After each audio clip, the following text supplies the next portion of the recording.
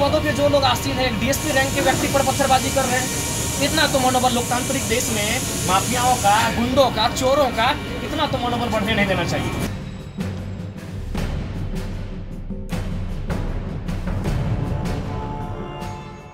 100 round से ज्यादा firing, बमबाजी इतनी कि इलाका धुआं धुआं हो गया।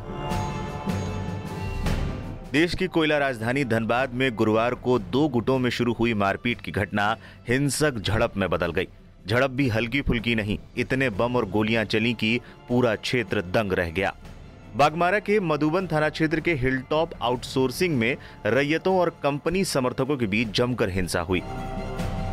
इस दौरान बागमारा एसडीपीओ पुरुषोत्तम सिंह घायल हो गए। वहीं गिरिडीह सांसद सीपी चौधरी के कार्यालय में आग तक लगा दी गई। अब तक आई रिपोर्ट के अनुसार मधुबन थाना क्षेत्र के बीसीसीएल गोविंदपुर एरिया 3 अंतर्गत हिलटॉप आउटसोर्सिंग कंपनी को बुधवार को गिरिडीह सांसद ने काम शुरू नहीं करने की चेतावनी दी थी।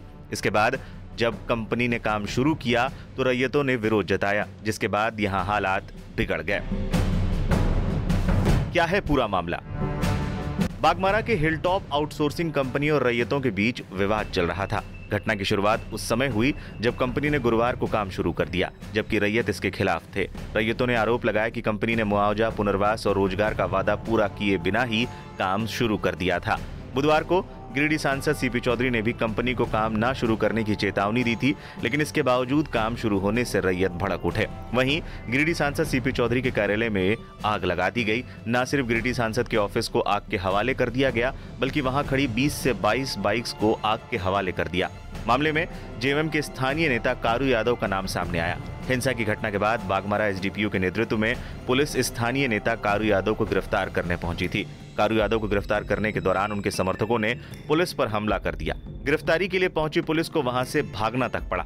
कारू यादव के समर्थकों के हमले में बागमारा एसडीपीओ पुरुषोत्तम कुमार सिंह के सर में गंभीर चोट आई है। आनन फानन में उन्हें निजी अस्पताल में भर्ती कराया गया।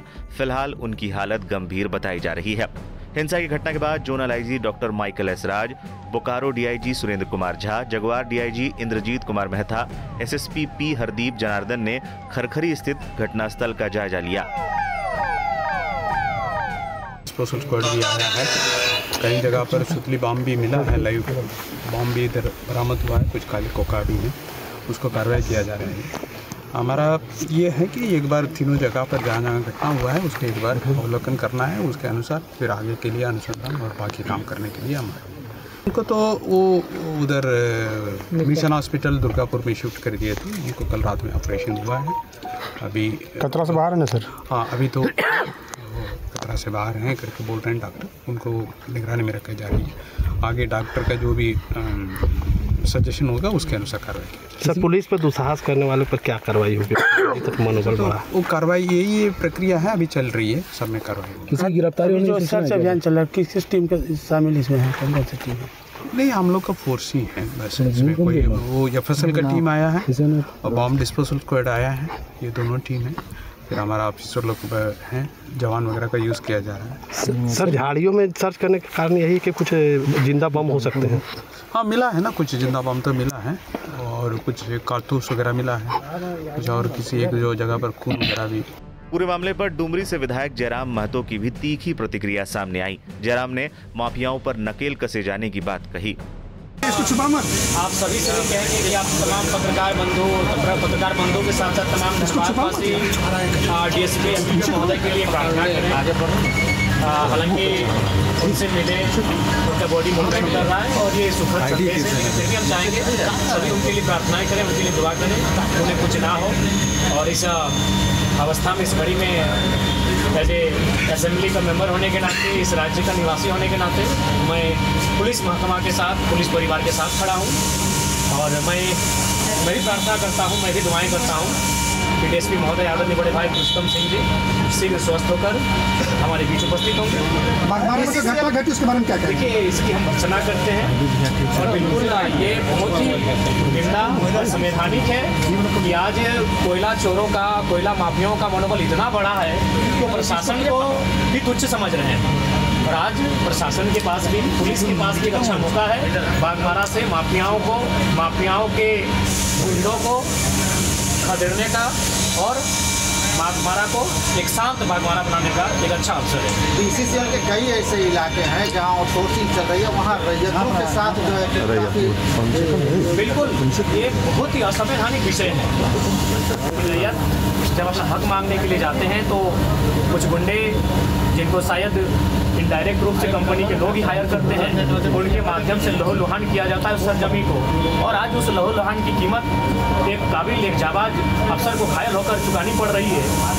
ये बहुत ही दुर्भाग्य का विषय है। इसीलिए मैं प्रेस के माध्यम से पूरे, क्योंकि यहाँ IC-DIG महोदय भी आए हैं, यानी उत्तरी छोटा नागपुर रेंज के सभी बड़े पदाधिकारी आए हैं पुलिस के, तो मैं उनको स्पष्ट कहूँगा कि यही अवसर है, बागमारा जैसे जितने भी एरिया जो माफियाओं के संरक्षण में है, जहाँ माफियाओं की गिरफ्त में है, उन एरियाओं को माफियाओं के चुंगल से आज़ाद कराएं और बिल्कुल DSP महोदय स्वस्थ इलाज का लाभ लेकर जब स्वस्थ होकर फिर से चलने के लिए अपने बाहर घर से आए, उससे पहले माफिया जेल के अंदर होने चाहिए। सर अभी उसकी स्थिति क्या है, क्योंकि आपने उनसे मुलाकात उसी हम कहीं ना कहीं सिस्टम को मानते हैं, चाहे उसमें ब्यूरोक्रेट्स रहें, विधायिका के अंग रहें, सबकी मिली भगत है। हो सके बिल्कुल जो सिस्टम में जो भारत का लोकतांत्रिक सिस्टम है उस सिस्टम को हम दोषी मानते हैं। उस सिस्टम में इतनी ताकत नहीं है कि माफियाओं का मुकाबला कर सके। आज माफियाओं का मनोबल इतना बढ़ गया है, कोई SDPO को पत्थरों से मार रहे हैं। ये बहुत दुर्भाग्य विषय है, ये निंदनीय विषय है। सत्ता पक्ष का आदमी लग रहा वो।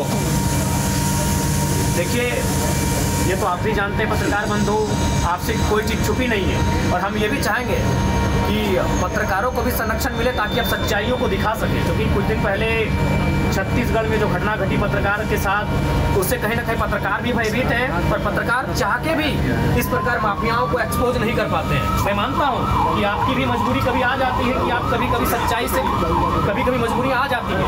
इसीलिए आज जब पुलिस के साथ हमला हो रहा है तो पत्रकार भी कभी कभी असहज महसूस करते हैं, और हाल फिलहाल छत्तीसगढ़ में घटना बहुत ही दुर्दांत घटना हमारे सामने आई है। पत्रकारों के लिए सदन में क्या कुछ बिल्कुल इस बार जब सदन हम जाएंगे तो पत्रकार, वकील, तमाम उनका भी प्रोटेक्शन एक्ट का हम जिक्र करेंगे, उसे सदन में उठाएंगे। और फिलहाल तो हम आज पूरे उत्तरी छोटा नागपुर रेंज के तमाम जितने भी पुलिस प्रशासन के पदाधिकारी हैं, अफसर हैं, उनसे मैं स्पष्ट कहूँगा ये मौका है। DSP महोदय को ठीक तो होके आएंगे ही, वो मूवमेंट कर रहे हैं, सुखद एक पॉजिटिव संदेश है हमारे लिए, वो ठीक होके आएंगे ही। लेकिन वो ठीक होकर जब ड्यूटी ज्वाइन करने से पहले तमाम माफिया जेल के अंदर होने चाहिए, उनके एक सागिर्दों को जेल के अंदर उनका हिसाब होना चाहिए। आप एक विधायक के रूप में मुख्यमंत्री से लिखित शिकायत करेंगे? बिल्कुल, अभी जस्ट हम घर जाएंगे, हमने अपने असिस्टेंट को इसकी सूचना दे दी है, और केवल हमारे हस्ताक्षर का इंतजार है। वो ड्राफ्टिंग करके हमारे लेटर हेड में इस विषय को रख चुके हैं। ये बहुत ही गंभीर और संकीर्ण मामला है कि एक DSP महोदय के साथ इस तरह का वारदात हुआ है। मामले पर गिरिडीह सांसद चंद्रप्रकाश चौधरी की भी प्रतिक्रिया सामने आई है। चंद्रप्रकाश चौधरी ने X पर लिखा, बागमारा विधानसभा क्षेत्र में हिलटॉप कंपनी परिसर में माफियाओं के द्वारा रैयतों के साथ मारपीट करना, बमबाजी कर दर्जनों ग्रामीणों को घायल करना, बागमारा के DSP महोदय को चोटिल करना एवं खरखरी बाजार स्थित मेरे कार्यालय को उपद्रवियों के द्वारा जलाया जाना काफी निंदनीय कृत घटना है। निकम्मी हेमंत सरकार एवं राज्य प्रशासनिक विफलता के कारण ऐसी आपराधिक घटनाएं बढ़ती जा रही हैं, जिसमें ना जनप्रतिनिधि सुरक्षित है और ना ही जनता सुरक्षित है। बेलगाम माफिया तत्व के लोगों के द्वारा लाठी, बंदूक और हथियार के दम पर बेखौफ घटनाओं को अंजाम दिया जा रहा है, जिस पर क्षेत्र में तनावपूर्ण अशांति और भय का माहौल है। मैं इस घटना की कड़ी शब्दों में निंदा करता हूं एवं प्रशासन से इस घटना की सभी बिंदुओं पर जांच कर दोषियों के खिलाफ कड़ी से कड़ी कार्रवाई की मांग करता हूं। बता दें, हिंसा की इस घटना में 2 लोग गंभीर रूप से घायल हुए हैं, जिन्हें अस्पताल में भर्ती कराया गया है। इनमें से एक को गोली लगी है। जिस व्यक्ति को गोली लगी है उसने बताया कि वो स्थानीय रैयत है। दावा किया जा रहा है कि गोलीबारी की घटना को कारू यादव के समर्थकों ने अंजाम दिया है। खबरों की माने तो कारू यादव स्थानीय प्रबंधन से मिलीभगत कर अवैध उत्खनन चलाता है। इसके लिए वो प्रबंधन के साथ मिलकर आसपास की जमीनों पर अवैध उत्खनन चलाने का काम कर रहा है। कई मीडिया रिपोर्ट्स में ये भी दावा किया गया कि पूरे मामले में एक तरफ JMM और दूसरी ओर आजसू पार्टी के लोग थे। रैयतों ने कंपनी पर लगाए गंभीर आरोप। रैयतों का कहना है कि कंपनी ने उचित मुआवजा, पुनर्वास और रोजगार देने का वादा पूरा नहीं किया है। उन्होंने कंपनी पर रैयतों की मांगों की अनदेखी करने का आरोप लगाया है। वहीं प्रशासन ने दोनों पक्षों से शांति बनाए रखने की अपील की है। इस घटना से इलाके में दहशत का माहौल है और स्थानीय निवासियों में भी भय व्याप्त है।